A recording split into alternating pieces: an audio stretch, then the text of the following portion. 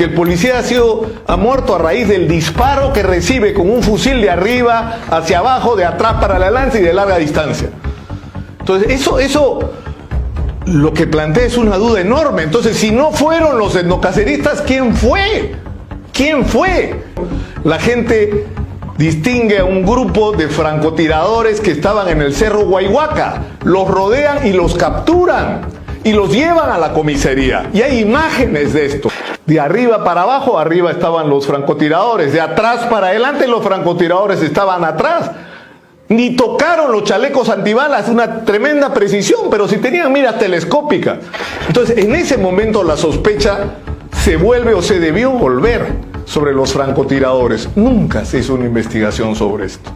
Nunca. Pasó el primer día de esta especie de sublevación, ¿no? Que además Antauro pretendía que tenía amparo constitucional, es decir, el derecho a la insurgencia que en la Constitución supuestamente está reconocido. El día 2 de enero las cosas se pusieron complicadas. Estaba el puente colonial que le llaman, estaba a un lado la población enardecida con los etnocaceristas a la cabeza y al otro lado la policía que debía cruzar el puente y empezar a tomar o retomar el control de la ciudad. Y de pronto, en medio de una gran confusión, empezó la violencia. Empezaron a sonar los disparos y en medio de todo esto, 4 policías caen heridos gravemente. Llegan los etnocaceristas y la población rodean a los policías y la imagen es tremenda porque están 3 policías muertos y uno de ellos que ha sobrevivido, que está tratando de agarrar el arma, se acerca a una persona a él, le quita el arma y con su propia arma le dispara al cuerpo. La imagen la vio todo el mundo. Y lo que uno tenía como idea es que ahí se había producido el asesinato de estos 4 policías. Después se supo que habían muerto también, o porque eso ocurrió luego, 2 etnocaceristas en otra zona de la ciudad. 2 días después de tiras y aflojas de negociaciones, finalmente Antauro Humala y sus etnocaceristas se rindieron, se entregaron a la justicia y se rindieron, entregaron las armas. Y se inició un largo proceso judicial que es el que ha mantenido en los últimos 14 años en la cárcel Antauro Humala, y que es una historia o que no se ha contado o se ha contado mal, porque aproximadamente 50 de los etnocaceristas fueron procesados por rebelión, más de 100 fueron procesados por rebelión y por haberse apropiado ilegalmente de armas y por otros delitos de esa naturaleza, pero hubo 3 personas a las que se les atribuyó directamente la responsabilidad por la muerte de los 4 policías. La justicia, la fiscalía le atribuía al propio Antauro Humala, a Tito Palomino, que era un etnocacerista, y Daniel Udeña, al que le llamaban el centinela, pero en realidad no era etnocacerista. Era un soldado, un conscripto, que en ese momento estaba en su día de Franco y que se sumó a la rebelión. Y el cargo que formularon en contra de ellos fue como todos los demás, ¿no? Rebelión, secuestro de armas, secuestro de personas. Pero lo más grave era el homicidio, y los acusan de ser los 3 coautores del delito de homicidio. Y en el caso de Udeña, tenía el agravante de que se había visto la imagen de él disparando sobre el cuerpo del policía que había sobrevivido y que desesperadamente trataba de tomar su arma. Lo cierto es que este proceso no incluyó a Ollanta Humala, que no sé cómo logró poner un habeas corpus, es decir, él era el inspirador, él iba a ser el beneficiario de esa sublevación si por desgracia hubiera tenido éxito, y no tuvo ningún tipo de penalidad, ni de sentencia, ni de nada. Pasó piola, ¿no?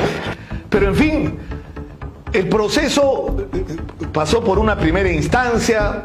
Se establecieron penas de 25 años, esto sube a la Corte Suprema y de repente aparece una abogada que se llama Carmen Huidobro, que descubre algo increíble. descubre las pericias balísticas que se habían hecho sobre la muerte de los 4 policías. ¿Y qué era lo que decían las pericias balísticas?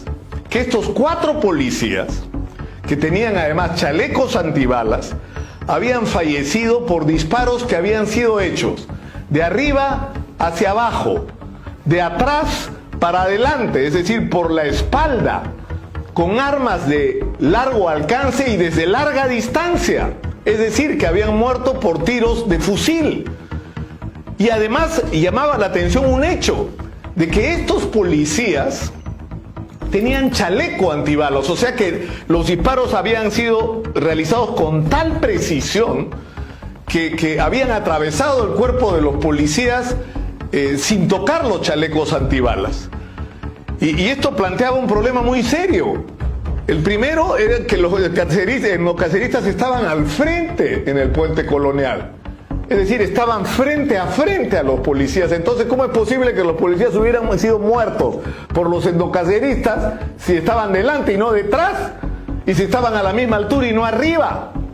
Entonces esto se convirtió en una prueba definitiva que terminó exonerando a Palomino y a Ludeña de responsabilidad. Y a mí lo que más me llamó la atención en ese momento, digo, un ratito, lo de Ludeña no puede ser. Todos hemos visto cómo agarra la pistola y le dispara al cuerpo al policía. Y lo que dice la pericia es que el policía no muere por esos disparos, que esos disparos hechos a corta distancia quedan incrustados en el chaleco antibalas y que por lo tanto no son la causa de la muerte del policía, que el policía ha muerto a raíz del disparo que recibe con un fusil de arriba hacia abajo, de atrás para adelante y de larga distancia.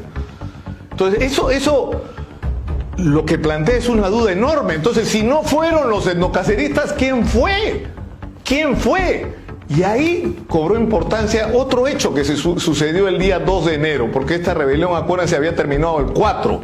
El día 2 de enero, la gente distingue a un grupo de francotiradores que estaban en el Cerro Guayhuaca. Los rodean y los capturan y los llevan a la comisaría. Y hay imágenes de esto, es decir, no solo los francotiradores capturados, sino los fusiles de francotirador, que no solamente son más livianos, sino que tienen mira telescópica.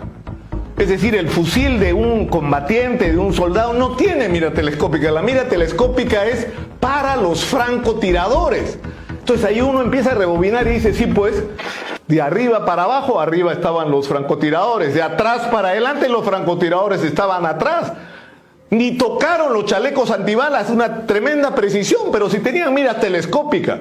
Entonces, en ese momento la sospecha se vuelve o se debió volver sobre los francotiradores. Nunca se hizo una investigación sobre esto.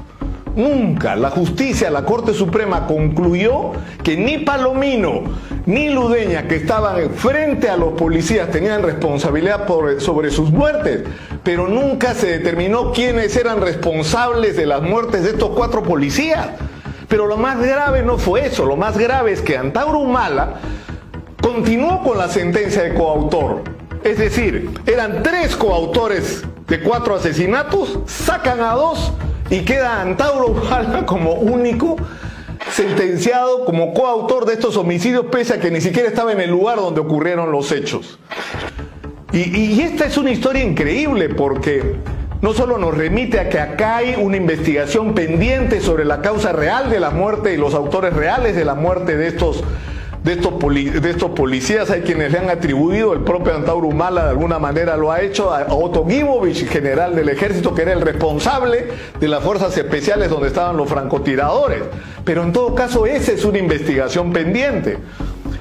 Ahora, ¿qué ha pasado ahora? Cuando uno mira la historia, 14 años después, Antauro Humala está condenado a 19 años de cárcel, los debería cumplir el año 2024, pero por el código con el que fue juzgado, él puede acogerse a los beneficios penitenciarios y desde febrero pasado ya podría estar en libertad. O sea que en cualquier momento Antauro Humala, si le aceptan el principio de los beneficios penitenciarios, podría estar en la calle nuevamente haciendo campaña electoral, porque pretende ahora, no su hermano, él ser candidato a la presidencia de la República.